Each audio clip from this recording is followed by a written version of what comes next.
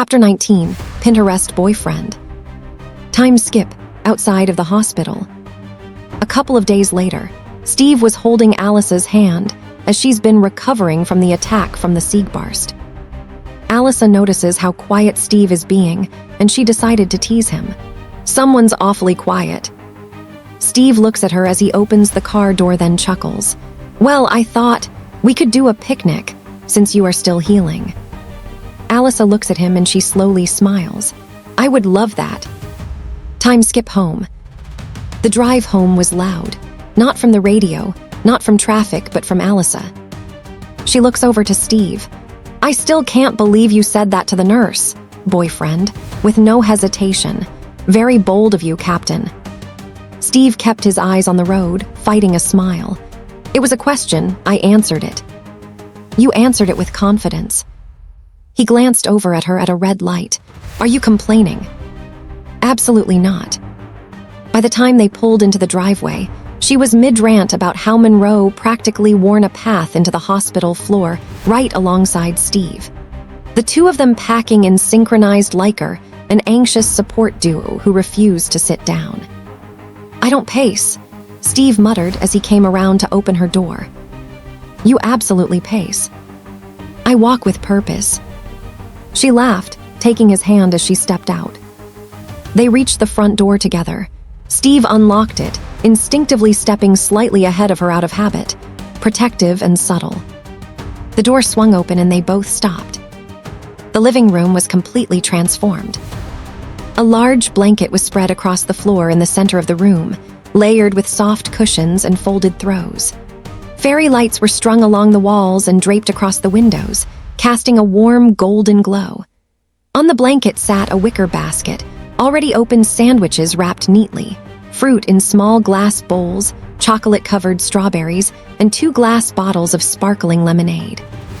There were even battery-powered candles flickering around the room. Alisa blinked. "What did you do?" Steve looked just as surprised for half a second, then slightly guilty. "I might have made a few calls," he admitted. Her eyes narrowed playfully. "You planned a picnic, indoors." "You just got out of the hospital," he said simply. "Didn't feel right dragging you out somewhere. Figured we could bring it here." Her teasing expression softened almost immediately. "You did all this today." "Had help," he said modestly. "But yeah." She stepped inside slowly, taking it all in. The lights, the softness, the effort. "Captain America," she murmured. "Secretly a Pinterest boyfriend." He huffed a laugh. "I don't know what that means." "It means this is stupidly adorable." He closed the door behind them, watching her reaction carefully, like this mattered more than he'd admit. She turned to him. "You did this for me." He didn't hesitate this time. "Yeah." The room felt warmer somehow, safer. She walked toward the blanket, running her fingers lightly over one of the cushions. "You know," she said casually, "this is a lot of effort for someone who doesn't hover." "I'm not hovering." "You literally turned the living room into a comfort zone." He stepped closer. "You scared me." There it was again, quiet, honest. Her teasing melted completely. "I'm okay," she said softly. "I know," he replied, still. She reached for his hands, squeezing them gently. "You're ridiculous." "Probably. But in a very, I'd let you pack my lunch forever kind of way." That finally earned a real laugh from him. She guided him down onto the blanket. "Come on, if you planned it, you're participating." He sat, adjusting instinctively so she could settle comfortably beside him. The fairy lights reflected softly in her eyes. She leaned against his shoulder, looking around again. "This is really sweet, you know." He brushed a strand of hair back from her face. "You deserve something nice." She tilted her head slightly. "You know what would make this better?" "What?" "Music." He raised a brow. "You're not about to ruin this with something chaotic, are you?" "No promises." She reached for her phone, cueing something soft and low in the background. The room filled with quiet warmth, fairy lights glowing, the faint clink of glass bottles, the comfort of being home. Steve handed her a chocolate-covered strawberry. "For the wounded heroine," he said. She smirked. "You're enjoying that title a little too much." "Maybe." She took a bite, then held the other half up toward him. He leaned forward, taking it gently from her fingers. They settled in like that, close, knees brushing, shoulders touching. No hospital smell, no beeping monitors, no fear. Just warmth, light, and him. After a moment, she murmured, "You can stop hovering now." His arms slid around her waist anyway. "I wasn't hovering." She smiled against his shoulder. "Stay," she said softly, and he did.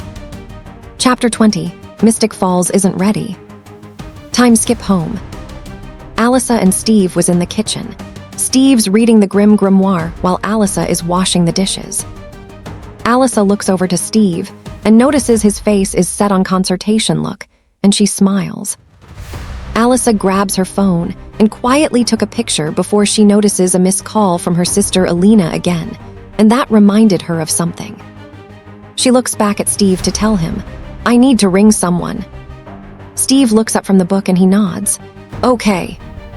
Alisa smiles and kisses his cheek. "I'll be right back." Steve smiled faintly and returned to reading. Alisa stepped into the hallway and called her sister. After 2 rings, Alina answered. "Alisa, finally." Alisa laughed quietly. "Sorry, it was work." Alina's voice still dripping and teasing. "You're a cop, not the president." Alisa smiles even though Alina couldn't see it. "Tell that to Portland." Alina huffed. "So, when are you bringing him?" Alisa leaned against the wall. "You mean Steve?" "Yes, Steve." Alina then lowered her voice. "You can't just say you're dadding Captain America and not bring him to Mystic Falls." Alisa smiles, but she asks, "Did Caroline put you up to this?" Alina freezes for a moment, which made Alisa raise her eyebrow even though again. Alina can't see it, and Alina answers. "Maybe." Alice's voice came out firm slightly. "Alina." She might have started a sign-up sheet. Alisa blinked. "Oh, what now?" Alina hesitated for a moment before saying, "For who gets to interrogate him first?" Alisa groans. "Alina." "Nope," Alina cut in. "You're coming home this weekend, bring Steve." There was a pause, then Alisa sighed. "Fine." Alina squealed. "Oh my God, I'm telling everyone." "Wait," Alisa interrupted. "Before you do that." "Yes." Alisa holds her head. "Warn them that he's nice." Alina snorted. "That's somehow more intimidating." Time skip, second call. Alisa ends the call and immediately dialed another number. This one answered instantly. "Alisa." The calm voice belonged to Stefan. "Stefan," she said quietly, "I need a favor." There was a pause. That usually means trouble. Alisa mutters quietly about trouble for him before saying, "I'm bringing Steve to Mystic Falls." Silence, then a quiet exhale. "I see." Alisa knows Damon would be jealous that Stefan met Steve as like Caroline. He kept messaging about him, and she asks him, "You remember him, right? From the Stark Expo." Stefan's voice held a faint note of nostalgia. "I remember." Alisa leaned her head against the wall. "I need you to pretend you don't." Another pause then. "You want me to act like I've never met Steve Rogers?" "Yes." "And ignore the fact that I watched him try to enlist in the army 6 times?" "Yes." "And ignore the fact that I watched him become Captain America?" "Oh, yes." Stefan chuckled quietly.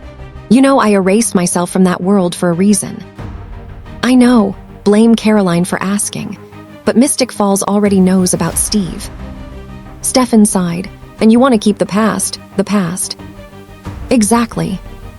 A moment passed before he answered. "All right." Relief flooded her voice. "Thank you." "But Alisa." "Yes." "Bringing Captain America to Mystic Falls," Stefan said dryly, "feels like the start of a very bad story." Alisa smiled faintly. "Too late for that." Time skip, kitchen. Alisa walks back into the kitchen, and Steve was still at the table. but now he looked mildly disturbed. Alisa. Yes. He turned the grimoire around. This one says the creature eats people. Alisa looks at him. Yes. And disguises itself as a normal human. Oh, yes. Steve leaned back in the chair. That's unsettling. Alisa smiles. Welcome to my job. Steve rubbed his face. I fought aliens in New York, and somehow this is worse. Before Alisa could answer, there was a knock at the door. Both of them froze, and Steve stood up automatically. I'll get it. Alisa frowned slightly. Who would even? Steve opened the door, and standing on the porch was a man in a tailored suit, sunglasses, and the unmistakable confidence of someone who owned several $1 billion, aka Tony Stark. He glanced between them, then smirked. Well, so this is Portland. Steve blinked. Tony. Tony walked inside like he owned the place. I followed a trail of what the FBI is calling animal attacks. He made air quotes as he said that, but continues. Expect the animals apparently stand upright, tear through steel doors, and disappear before police arrive. Steve and Alisa quickly exchanged glances before Tony's eyes landed on Alisa. You must be the cop that Steve tried to hide from us. Alisa crossed her arms. You must be the billionaire trespassing on my porch. Tony grinned. Oh good, you're dating Steve and you're funny. He then notices the grim grimoire and points to it. And judging by the medieval monster book on the table, I'm guessing those animal attacks aren't animals. Steve slowly looked at Alisa. I think we're going to need coffee. Tony pointed at him. Oh good, you already know the drill. Time skip, kitchen again. The coffee machine hummed quietly as Steve poured 3 mugs. Across the table, Tony leaned back in his chair, sunglasses still on even though they were indoors. He flipped through the grim grimoire like it was a bizarre antique catalog. Okay, Tony said. So far I've got wolf things, snake things, and something called. He squinted at the page. Bloodbad. Steve nodded calmly. They're not all bad. Tony slowly lowered the book. That name literally translates to bloodbath. Before Steve could answer, a knock came from the front door. Alisa immediately froze. Oh. Steve looked over. Friend. Probably, she said. Tony pointed toward the door. If it turns into a dragon, I'm leaving. Steve walked over and opened it. Standing on the porch was a nervous-looking man holding a toolbox. Hi, he said quickly. The man smiled awkwardly as he waved. Is Alisa home? Steve blinked. Yeah. He stepped aside. Come in. The man shuffled inside nervously, clutching his toolbox like a life raft. Hi, Steve, he said politely. Then he noticed Tony. His smile froze. Oh. Tony leaned back in the chair. And who are you? Alisa walked into the room. Bud. The man visibly relaxed. Oh, thank God. He rushed toward her. I wasn't sure if you were home, and I thought maybe you were still at the station. And then I remembered your fridge was making that noise, and I thought maybe I should check it, because what if it breaks and ruins all your food and... Bud, Alisa interrupted gently. Bud stopped. Yes. Breathe. He inhaled deeply. Oh, right. Alisa smiled. Tony, Steve, this is Bud. Bud waved politely. My name's Bud Worsner. I run a repair company. Refrigerators, washing machines, dishwashers, whatever breaks. Tony nodded slowly. A handyman. Bud brightened. Yes. Tony pointed. I like you already. Bud smiled nervously again. Then he noticed the book on the table. His smile vanished. Oh no. Tony noticed immediately. What? Bud pointed at the grimoire. That's, Alisa sighed. Bud. Bud started sweating. You shouldn't have that out. Tony leaned forward. And why is that? Bud froze. Steve watched calmly. Bud looked at Alisa. Does he know? Tony raised a hand. Before we go any further. He gestured to himself. I'm already here. Bud gulped. Well, okay. Then something caught his attention. The garbage disposal in the sink suddenly rattled loudly. Bud jumped. Oh, that doesn't sound good. He rushed over instinctively and leaned under the sink. Hold on, I can fix that real quick. Tony raised an eyebrow. You do house calls too? Bud nodded enthusiastically. Yes, I do great work actually. He reached under the pipes. Clang. Bud smacked his head on the cabinet. Ow. He stumbled backward. And for a split second, his face shifted. Fur. Large beaver teeth. Dark eyes. The unmistakable Icebibber Woj. Tony froze, completely still. Bud blinked. His face snapped back to normal. Oh no. Tony slowly removed his sunglasses. What? Bud looked like he wanted to disappear. Hi, he said weakly. Tony stood up slowly. No. He pointed at Bud. No, no, no. He turned to Steve. Did the handyman just turn into a beaver? Steve calmly sipped his coffee. Technically, yes. Tony looked back at Bud. Bud waved. I'm very friendly. Tony walked closer, studying him like a science experiment. Do it again. Bud panicked. I can't just. Tony leaned forward. Do the beaver thing. Bud looked at Alisa desperately. Please don't make me. Tony turned to Steve. You were reading about these 5 minutes ago. Steve nodded. That one's an Icebibber. Tony looked impressed. A beaver. Yes. Tony crossed his arms. I fought aliens in New York. He pointed again. And somehow this is weirder. Bud raised a hand. I also fix washing machines. Tony paused and pointed again. You know what? That actually tracks. He leaned toward Alisa. You're telling me this city has werewolves? He pointed to Bud. And beaver repairmen. Alisa nodded. Pretty much. Tony rubbed his temples. I need stronger coffee. Bud raised a hopeful hand. I can fix your coffee machine too. Tony looked at him. Okay, I definitely like you. Steve quietly smiled. Chapter 21. Welcome to Mystic Falls, Captain America. Time skip, on the road weekends. The morning air was crisp as Alisa stepped out of the house and walked toward her car. The trunk was already open. She placed a few bottles of water inside first, then a couple of sodas, followed by a small cooler filled with sandwiches, fruit, and snacks for the long drive. Road trips always made her overprepare. Old habit. Working as a cop and growing up around supernatural chaos had taught her that being prepared was never a bad thing.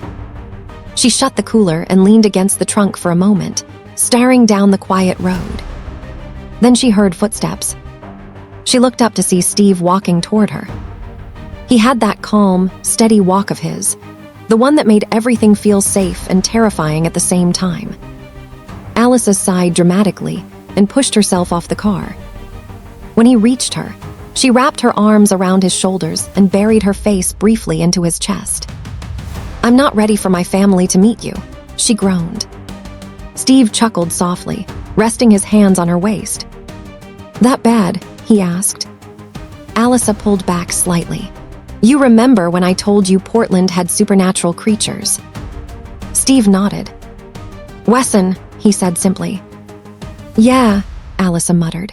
Well, Mystic Falls has a different flavor of chaos. Steve tilted his head. How different? Alisa rubbed her temple. Okay, so. She started counting on her fingers. Vampires. Steve blinked once. Okay. Werewolves. He nodded slowly. Also okay. Witches. Steve exhaled through his nose. I feel like the list isn't finished. Alisa pointed at him. You'd be correct. She leaned back against the car. Mystic Falls is basically a supernatural magnet. Vampires, werewolves, witches. Hybrids sometimes, ghosts occasionally, and whatever else decides to show up. Steve crossed his arms. You grew up around this. Yep. And you never thought to mention it earlier. I did, she said quickly. Just, not the full brochure version. Steve smirked slightly. Fair. Alisa sighed again and rubbed her face. And there's something else. Steve raised an eyebrow. My twin sister lives there. Steve blinked. You have a twin? Yep. Identical. Alisa nodded. Exactly identical. She pointed to herself. Same face, same voice, same everything. Steve laughed softly. That must cause confusion. You have no idea, she groaned. Then she added quickly. Her name is Alina Gilbert. Steve nodded slowly. And she knows about all of this. Everything. Alisa leaned closer to him. And unfortunately, so does someone else. Steve looked at her. Who? Alisa sighed. Her friend. Steve looks confused. Friend. She hesitated and then said the name. Damon Salvator. Steve waited. And? He flirts with my sister constantly. Steve blinked. Okay. And since I look exactly like her. Steve's eyes widened slightly. Alisa sighs. He flirts with me too. Steve stared at her. Should I be worried? Alisa laughed. No, he flirts with everyone. It's basically a personality trait. She pointed a finger at him though. But if he annoys you, you're not allowed to punch him. Steve nodded. That seems like a very specific rule. Because he's a vampire. Steve paused. Right. She clapped her hands together. All right, road trip to supernatural chaos. She walks over to driver's side and gets inside. Steve walked around to the passenger side. You say that like Portland isn't already supernatural chaos. Alisa grinned. Trust me. She started the car. Mystic Falls is worse. Time skip, arrival in Mystic Falls. Hours later the town sign appeared. Mystic Falls welcome home. Steve looked out the window at the quiet streets, old buildings, and small town charm. It looks normal. Alisa parked the car and smirked. That's the trick. She pointed ahead. The Mystic Grill. Time skip, Mystic Grill. The bell above the door chimed softly as Alisa pushed it open. The familiar scent of grilled food and polished would hit her instantly. Mystic Falls hadn't changed. Not really. Voices filled the restaurant, quiet conversations, clinking glasses, the low hum of music from the jukebox. Steve stepped inside behind her, glancing around with the careful awareness of someone who had spent most of his life walking into unfamiliar territory. Alisa leaned toward him slightly. All right, she muttered. Rule number 1. Steve looked down at her. Don't look intimidated, she said. Steve raised an eyebrow. I'm not. She pointed toward the back booth. That's because you haven't met them yet. Steve followed her gaze. At the booth sat the entire welcoming committee, and they were all staring directly at them. Alisa groaned quietly. Yep, this is happening. At the booth sat Alina, already half standing with excitement. Caroline, holding a literal notebook. Bonnie, calm but curious. Jeremy, staring like he'd just seen a superhero walk out of a comic book. Damon, lounging sideways in the booth with a glass of bourbon. And Stefan, sitting quietly beside him. Alisa muttered under her breath, Oh no. Steve glanced at her. That's your family. Alisa nods. Unfortunately.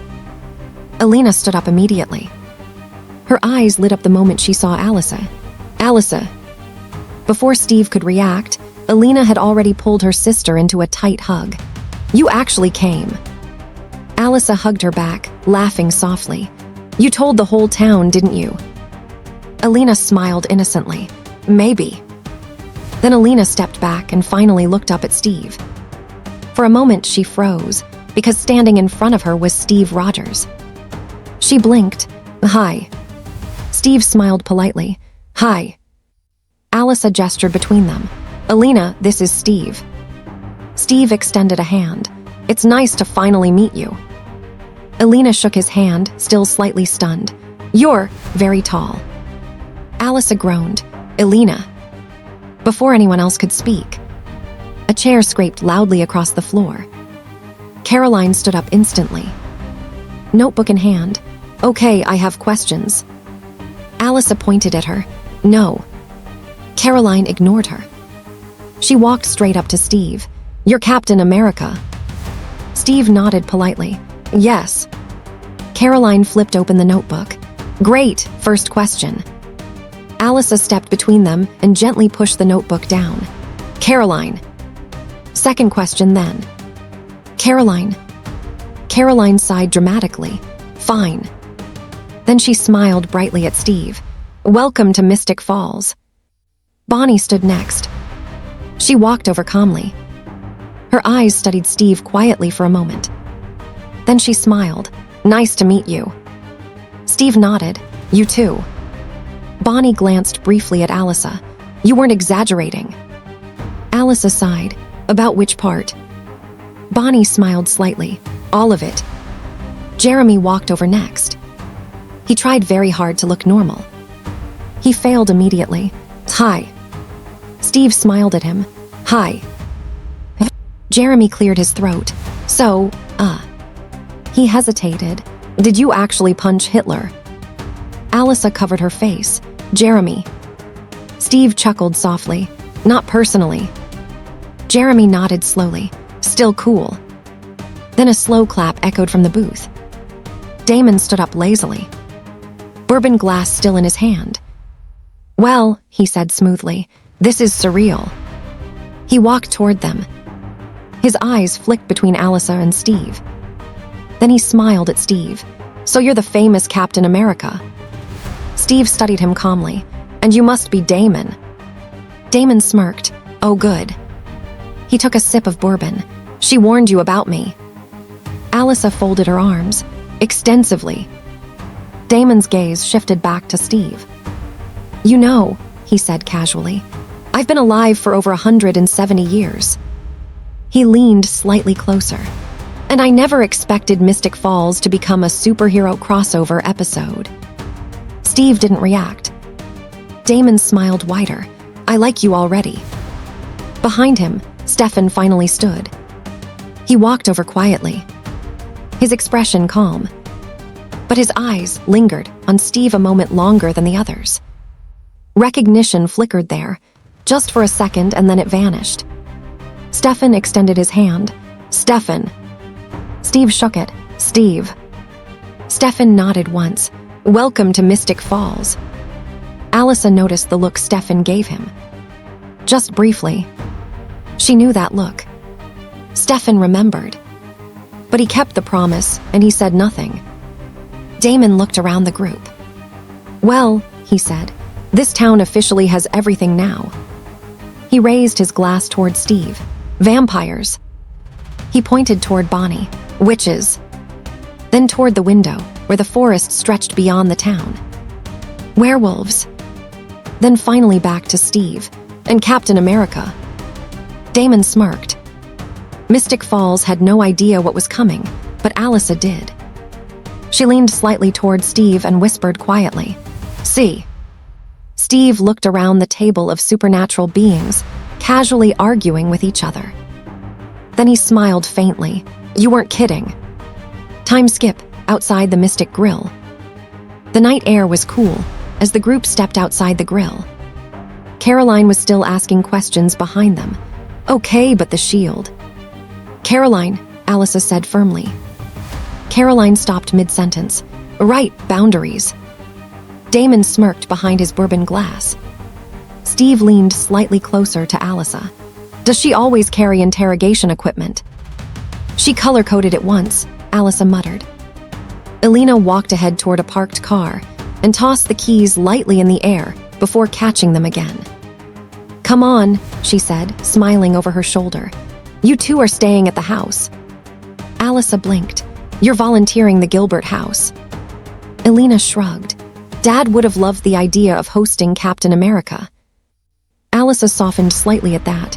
Yeah. Steve noticed the shift in her expression, but didn't say anything. Elena opened the driver's side door. Follow me. Time skip Gilbert house. The car pulled into the driveway a few minutes later.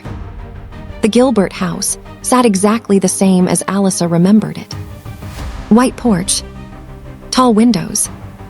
Warm lights glowing inside. Home. Alisa stepped out slowly. For a moment, she just stood there, staring.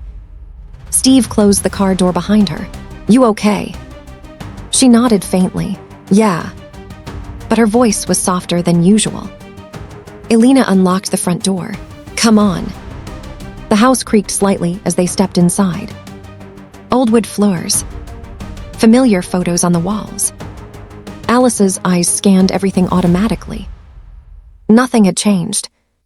And somehow everything had. Steve glanced around the house. "It's nice." "It's old," Elena corrected. "Mystic Falls doesn't really do modern." Alisa laughed quietly. "True." Time skip bedroom. Alisa pushed open the bedroom door slowly. The room looked almost untouched. Her old bookshelf. The window overlooking the street. Her desk. And sitting on it, a worn leather journal. Her diary. She walked over slowly and picked it up. Her fingers brushed over the cover. Steve leaned against the doorframe quietly. "You kept a diary." Alisa flipped it open. "Started when I was a kid." She smiled faintly. "Mom thought it would help me organize my thoughts." Steve crossed his arms lightly. "Did it?" Alisa looked down at the pages. "Sometimes." Her eyes moved over familiar handwriting. Entries about school. About Elena. About Mystic Falls. Then she stopped. One page. Her expression shifted slightly. Steve noticed. "What is it?" Alisa exhaled slowly. "This." She tapped the page lightly. "It was the first time I ever saw a Woj." Steve frowned slightly. "A what?" "Wesson revealing their true form," she explained. "It's what we call it." Steve nodded slowly. "And?" Alisa leaned back against the desk. "My first one was weird." Steve tilted his head. "How so?" She smiled faintly. "Because it was my friend." Steve waited. "Tyler Lockwood." Steve blinked once. "Isn't he the mayor's son?" "Yeah." Alisa flipped the diary slightly so she could read the entry. Her voice softened slightly as she remembered. Time skip flashback. The memory came back clearly. The woods behind Mystic Falls High. Tyler had been arguing with someone. Loud. Angry. She remembered walking up behind him. "Tyler." He turned suddenly. And for a split second, she saw it. Not fully. Just a flicker. His eyes shifted. His face twisted slightly into something more animal than human. Then it was gone. Tyler blinked like nothing had happened. "Alisa." She remembered standing there frozen. Because she had never seen anything like that before. Not yet. Later, she learned what it meant. He was a werewolf. But at the time, his curse hadn't activated yet. He didn't even know what he was. Time skip present. Alisa closed the diary slowly. Steve watched her carefully. He didn't know. She shook her head. No. Her voice was thoughtful now. He was just a kid with anger issues. Steve nodded slowly. "And you figured it out before he did." Alisa gave a small smile. "Story of Mystic Falls." She placed the diary back on the desk. Then she looked up at Steve. "Welcome to my hometown." Downstairs, the faint sound of Damon arguing with Caroline echoed through the house. Steve listened for a moment. Then he smiled. "I think I'm starting to understand it."